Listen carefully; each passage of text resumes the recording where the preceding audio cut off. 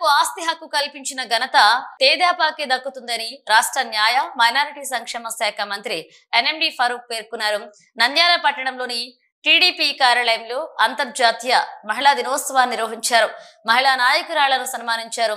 ఈ సందర్భంగా ఆయన మాట్లాడుతూ దివంగత మాజీ ముఖ్యమంత్రి ఎన్టీ రామారావు అతివలకు ఆస్తి హక్కు కల్పించి అండగా నిలిస్తే ప్రస్తుత సీఎం చంద్రబాబు నాయుడు వారిని అన్ని రంగాల్లో ప్రోత్సహిస్తూ పెద్దన్నలా నిలిచారని చెప్పారు.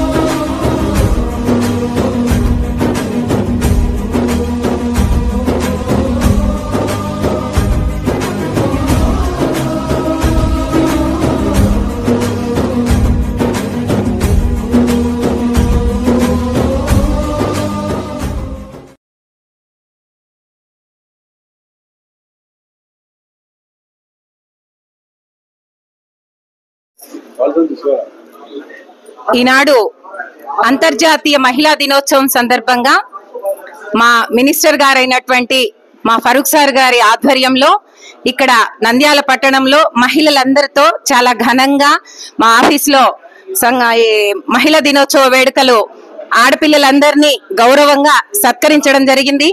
తెలుగుదేశం పార్టీ అంటేనే మహిళలను గౌరవించేటువంటి పార్టీ.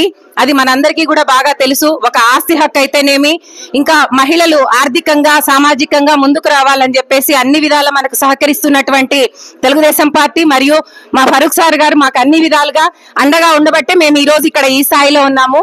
లాస్ట్ ఇయర్ కూడా మమ్మల్ని అందరినీ దీవిస్తూ చక్కగా ఆడపిల్లలకు పసుపు కుంకాలు ఇచ్చి మరీ మమ్మల్ని అందరినీ కూడా ఆదరించారు. మా సార్ ఎప్పుడు ఇలాగే నిండు నూరేళ్లు చల్లగా ఉండాలి, తెలుగుదేశం పార్టీ కూడా అట్లాగే వెలుగొందాలి, వారి అండలో నంద్యాల ఆడపడుచులందరూ కూడా చల్లగా వర్ధిల్లాలి.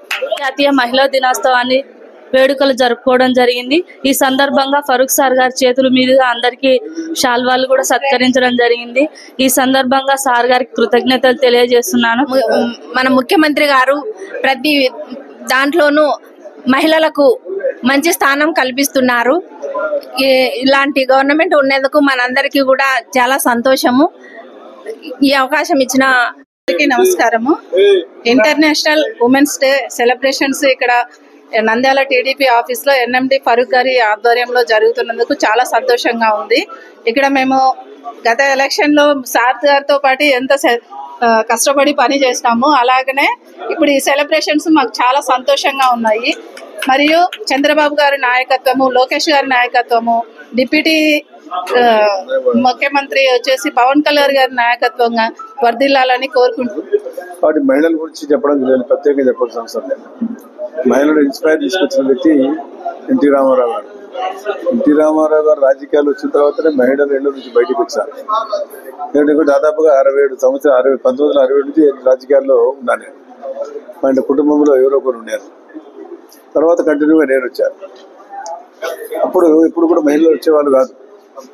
అప్పుడు ప్రచార సాధనాలు వేరే ఉండేది, ఇప్పుడు ప్రచార సాధనాలు వేరే ఉన్నాయి. అప్పుడు స్టైల్ వేరే ఉండేది, ఇప్పుడు వేరే రకంగా ఉంది. అంటే దాదాపుగా 60, 55, 57 ఏళ్ళు వచ్చింది.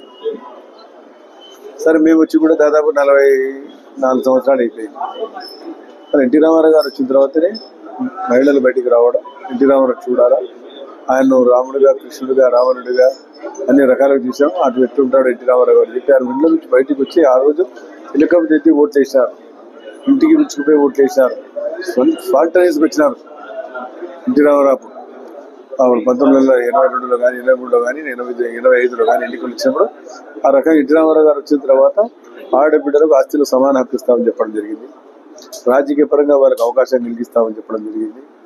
మరి ఆ రకంగానే కాకుండా వారికి రాజకీయంగా మనం అవకాశం కలిగడం అనేది చాలా పెద్ద. చట్టసభలో అయితే మనకు రాజకీయాలు లేవు, మహిళా రిజర్వేషన్ తీసుకోవాలని చెప్పి మన పార్టీ కూడా చెప్పింది, కానీ పార్లమెంట్ అది ఇంతవరకు పాస్ కాలేదు.